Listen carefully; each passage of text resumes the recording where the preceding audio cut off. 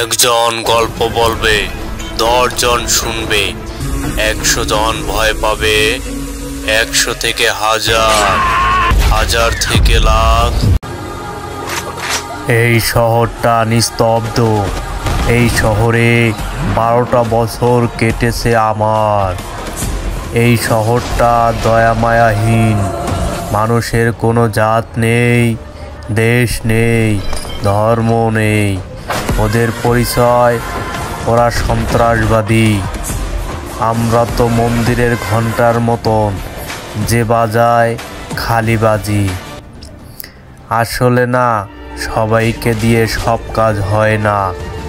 হিন্দু মুসলিম নির্বিশেষে একটাই ধর্ম, সেটা হলো মানব ধর্ম। আর আমি মানব ধর্মকে প্রাধান্য দিয়ে থাকি।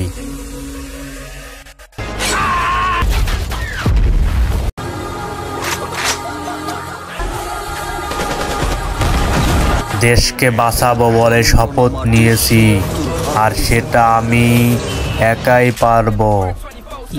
আয় আয় তোরা একসাথে আয়, আমি একাই লড়বো, তোদেরকে বরবাদ করে দিব। হা হা হা।